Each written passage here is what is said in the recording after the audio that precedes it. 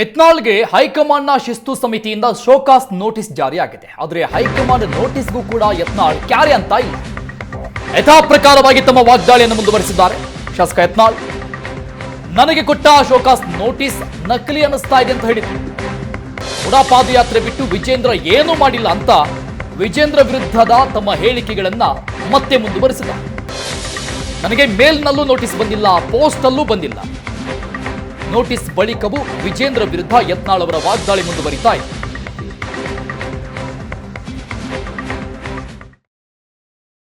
ಚಾನಲ್ದಾಗ ಎಲ್ಲ ಕಡೆ ಬರ್ಲಕತ್ತದ, ಅದಕ್ಕೆ ಸರಿಯಾಗಿ ಉತ್ತರ ಕೊಡ್ತೀನಿ. ಈಗ ಪಕ್ಷ ನಿರ್ಣಯ ಮಾಡಬೇಕಾಗಿದೆ. ವಂಶವಾದ, ಭ್ರಷ್ಟಾಚಾರ, ಅಡ್ಜಸ್ಟ್ಮೆಂಟ್ ಮತ್ತು ಹಿಂದುತ್ವದ ಪರವಾಗಿ ಮಾತಾಡಬೇಕು ಬೇಡ. ನಮ್ಮ ಪ್ರಧಾನಮಂತ್ರಿಗಳು ಹೇಳ್ಯಾರ, ವಂಶವಾದ ಇರಬಾರ್ದು, ಭ್ರಷ್ಟಾಚಾರದ ಕರಪ್ಟ್ ಪಾಲಿಟಿಷಿಯನ್ ನಮ್ಮ ಪಾರ್ಟಿಯಾಗ ಇರಬಾರ್ದು, ಅಡ್ಜಸ್ಟ್ಮೆಂಟ್ ಪಾಲಿಟಿಕ್ಸ್ ಇರಬಾರ್ದು ಮತ್ತು ಹಿಂದುತ್ವ ಪರವಾಗಿ ಇರಬಾರ್ದು ಅಂತ ಏನಾರೇ ಹೊಸದು ಏನಾರೇ ವಿಜೇಂದ್ರ ಸಲುವಾಗಿ ತಿದ್ದುಪಡಿ ಏನಾರು ಆಗಿದ್ರೆ ಅದನ್ನೇ ಪ್ರಶ್ನೆ ಮಾಡ್ತೀವಿ.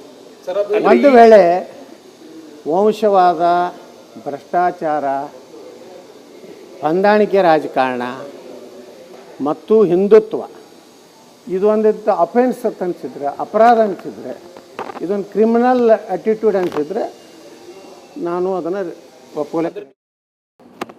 ಮೂಡಾದ ಪಾದಯಾತ್ರೆ ಬಿಟ್ಟರೆ ಇವರು ಅಡ್ಜಸ್ಟ್ಮೆಂಟ್ ಪಾಲಿಟಿಕ್ಸ್ನಿಂದ ಡಿ ಕೆ ಶಿವಕುಮಾರ್ ಬಗ್ಗೆ ಗಂಭೀರವಾದಂಥ ಆರೋಪ ಬಂದಾಗಿಯೂ ಪ್ರತಿಕ್ರಿಯೆ ಕೊಡಲಿಲ್ಲ. ಡಿ ಕೆ ಶಿವಕುಮಾರ ನಾವು ಕೊಟ್ಟ ಭಿಕ್ಷೆಯಿಂದ ವಿಜೇಂದ್ರ ಇವತ್ತು MLA ಆಗಿ ವಿಧಾನಸಭೆಯನ್ನು ಮೆಟ್ಟಲು ಹತ್ತಿದ್ದಾರೆ ಅಂತ ಹೇಳ. ನಿನ್ನೆ ನಾನು ಹೇಳಿಕೆಗೆ ಒಂದು ಸ್ಟೇಟ್ಮೆಂಟ್ ಕೊಟ್ಟ. ಹೌದು, ವಿಜೇಂದ್ರ ಬಂದು ನಾನು ಬಲ್ಲಿ ಸಹಿ ಮಾಡಿಸ್ಕೊಂಡಿದ್ದು ಖರೆ. ಯಾರಿಗೂ ನಾವು ಮುಸ್ಲಿಮರಿಗೆ ಕಟ್ಟಾಗಬಾರ್ದು, ಎಲ್ಲರ ಜೊತೆ ಸಾಚಾಗ ಇಡಬೇಕು ಅನ್ನೋಂಥದ್ದೇನು ವಿಜೇಂದ್ರನ ಚಟುವಟಿಕೆ ಇದೆಯಲ್ಲ, ಅದ್ರ ವಿರುದ್ಧ ಹೋರಾಟ ನಿರಂತರ. ಏನು ತರವ ಮಾಡ್ತಾನೆ, ಅಂಜುದಲ್ಲ ಅಂತ ಹೇಳಿಯಲ್ಲ, ಹಂಗೆ ನೀವು ಹಂಗೆ ಹೇಳ್ಕೊಳ್ಳಿ ಅಂಜು ಬಿಡ್ತೀನಿ. ಇಲ್ಲ ವಿಜೇಂದ್ರ ತಪ್ಪಾಗಿದ್ದು, ಯಡಿಯೂರಪ್ಪಾಜಿ ನಿಮ್ಗೆ ಅಪ್ಪಾಜಿ ಬಂದು ಕಾಲಿಡ್ತೀನಿ ಅಂತ ಅನು ಮಗ ಅದೇನ. ನಾನು ಏನು ಭಯ ಏನೈತೆ ರೀ? ಅದು ಯಡಿಯೂರಪ್ಪಗೆ ವಿಜೇಂದ್ರಿಗೆ ಭಯ ಐತಿ. ಅವರು ಯಡಿಯೂರಪ್ಪನ ವಿರುದ್ಧ ಗಂಭೀರ ಪ್ರಕರಣ ಅದಾವ, ಭ್ರಷ್ಟಾಚಾರ ಪ್ರಕರಣ, ಇನ್ನೀ ವಗೈರೆ ಜಾಮೀನು ರಹಿತ ಪ್ರಕರಣಗಳದಾವ. ಅವ್ರು ಹಂಚಬೇಕು. ಅವರು ಸಿದ್ದರಾಮಯ್ಯಗೆ, ಡಿ ಕೆ ಶಿವಕುಮಾರ್ಗೆ ಸರೆಂಡರ್ ಆಗ್ಯಾರ ಇಬ್ಬರು ಅಪ್ಪ ಮಗ.